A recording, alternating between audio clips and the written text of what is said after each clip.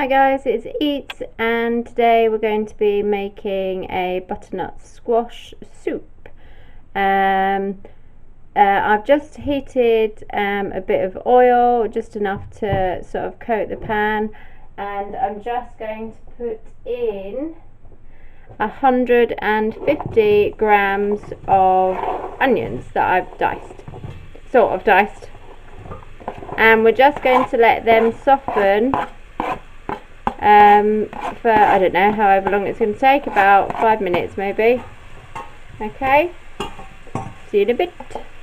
Oh, in the meantime, what I would like you to do, sorry, so soon. In the meantime, what I would like you to do is peel and chop a butternut squash. You're going to need about 800 grams of butternut squash, and you're going to need 2 cloves of garlic. Okay, so get those ready while that's softening. Couple of things I forgot to say. Put your kettle on and get to 600 milliliters of vegetable stock ready. So 600 milliliters of water and about 2 vegetable stock cubes. That's one thing I forgot. I've only been going like a minute.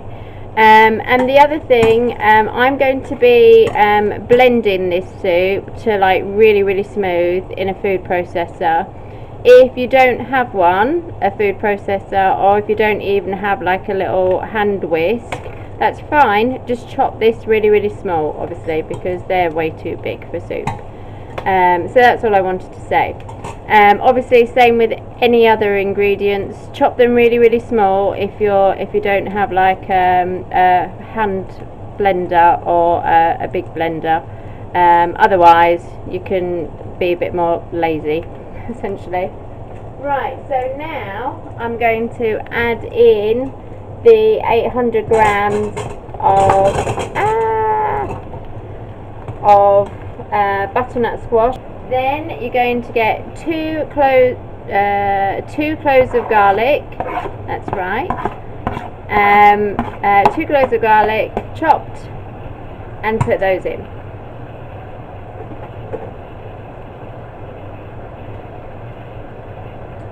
Then you're going to get 600 milliliters of vegetable stock, which you've made in advance because I told you. And then you're just going to pour that in. Let's see if there's any left. Oh yeah, there was, but it kind of went in. Right. And then you're going to put a teaspoon of dried sage in. Now, like I said, I'm going to put a little bit more in just because my proportions are a little bit more than yours. So I'm going to put in about a teaspoon and a half. But you just put in a teaspoon.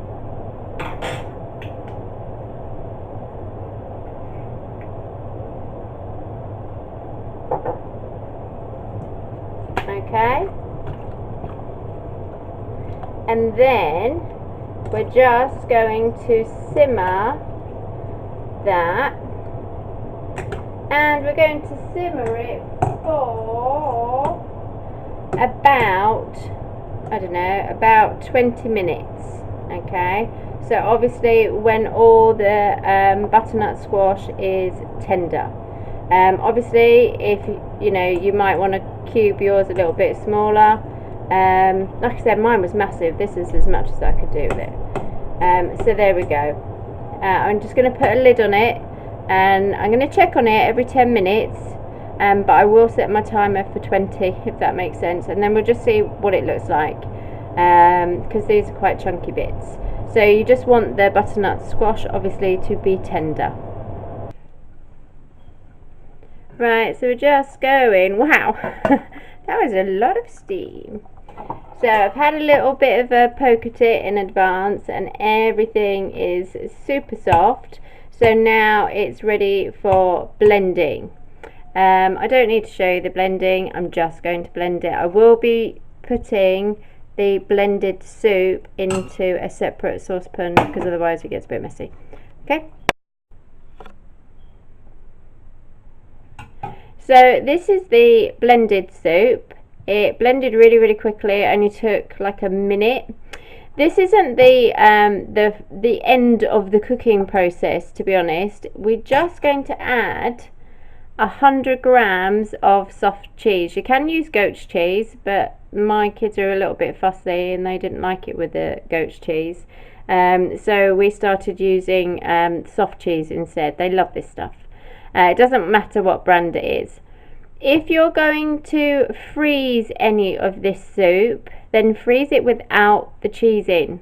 And the next time you come to reheat it, just add in that portion of cheese. So obviously this is enough. This is like quite a lot of soup. It would easily serve 4 people. If there's only 2 of you and you're halving it and freezing one half, then obviously in the half that you're eating you only need to put in 50 grams of soft cheese. You can obviously, if you like it and you want to add more, there's no like soft cheese police that are going to come arrest you if you add more. It's fine, it's just a rough guide. The soft cheese doesn't always freeze well, so it's best to add like cheese and stuff after you've defrosted it. It smells really good. I can smell the sage in it, and I've made this soup tons of times before, and it's a really good soup. It's really quick and really cheap actually, and doesn't require tons and tons of washing up. So that always gets a thumbs up from me.